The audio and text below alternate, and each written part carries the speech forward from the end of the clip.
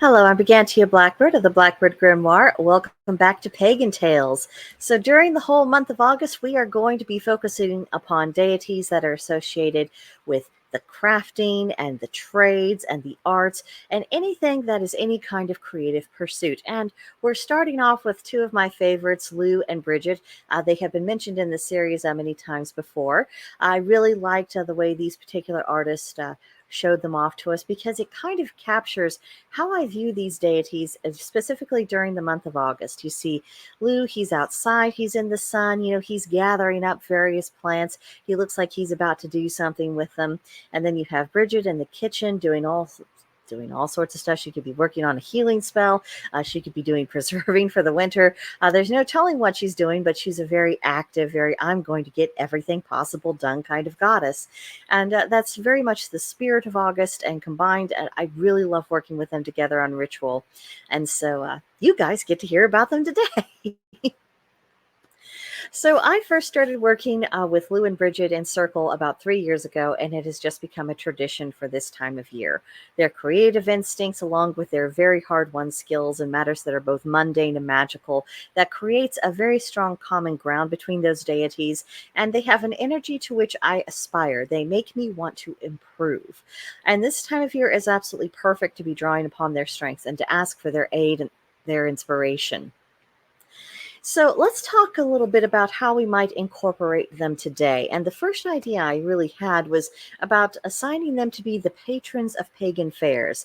If I was able to choose divine patrons to preside over community events, whether it's a fair or any other kind of function in which people are coming together to just show off their work, to compete, to play games and sing and dance while eating yummy, indulgent foods, I can't think of anyone better than Lugh and Brighid. And they both delight in the act of creation, and their devotees have the custom to give them offerings that they themselves have made. And so choosing to honor them in that particular setting, it just feels like a very natural thing that we could do. And of course, as time goes on and the community expands, I think it would be wonderful if we did have kind of our own fairs, and if we got to a point where we had in-person communities and we were celebrating various pagan holidays together. It would also be a good time to incorporate a bit of that fair-like atmosphere in addition to perhaps more solemn rituals. So let's talk about the common correspondences that both of these deities have. This is another way to look at deities to determine whether or not they would really be compatible to work with at the same time, as if they have similar correspondences that suggest a kind of a compatibility of energy. So in the case of Lugh and Brighid, first and foremost, the sun, they're both associated with it in one form or another. For the zodiac, Aquarius and Leo, Aquarius the water bearer, Leo the water bearer or the man, and for Leo, it's the lion and the monarch. So it has kind of this idea of self-sovereignty, but also that spirit of the explorer, someone who's in charge of what they are creating and how they think the world ought to be. So I think that's very appropriate for this time of year. They're both linked with the element of Sorry for the glitch. They're associated with the direction of south. And in the tarot, I think both the Emperor and the Empress are suitable to associate with them. Both cards represent sovereignty on both divine and human levels. The tree oak, the dandelion flower, rosemary herbs, blackberry fruit, all forms of grain, cattle, roosters, snakes in general, toads, butterflies, and for the crystal, the peridot. The metal is gold, and they both share the powers over agriculture, sovereignty, creativity, fertility, magic, skills of all sorts, and poetry. So there's a lot of commonalities here. So, it shouldn't be a surprise to any of us that they work so well together in ritual. So let's talk about blessings. We have, of course, Brighid, who gives her blessings for the first planting, and then we have Lugh, who gives his blessings for the first part of the harvest. And together they are the bookends for the agricultural process. Without their energy infused into that process, nothing planted would grow and nothing would grow to fruition. If you heard the hissing in the background, it would appear that two of my cats are having a frank exchange of views, so apologies. Where were we? But together, ooh, that was a nasty yell. Let me know if my microphone is picking up on this or not. Now there are 3 cats involved in the fight. Oh boy. Well, we're going to bravely press on. Anyway, about Lugh and Brighid, together they represent the masculine and feminine principles of creation. And I think that's another reason why it's very natural to ask for their blessings together at the same time.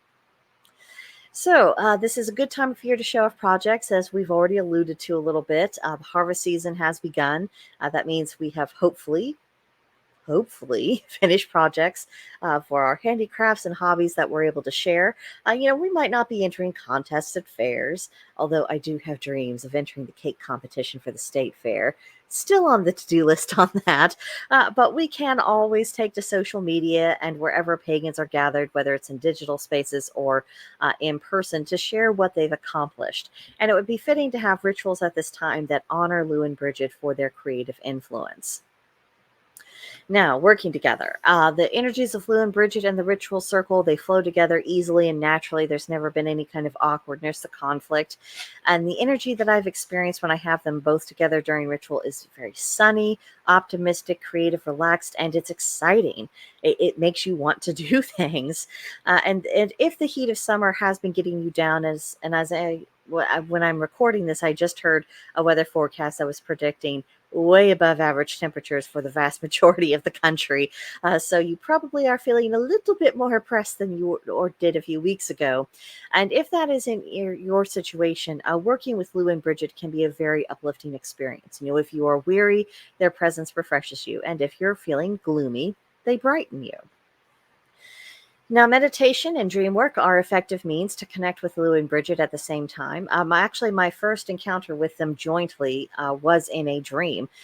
They were working at a forge next to a ripe field that looked ready to harvest, and there was a generous table laid of food and drink. And the scene just kind of had, the very relaxed comfort that you might feel if you were looking at Hobbiton in the Lord of the Rings movie. It was that kind of cozy, all is well with the world.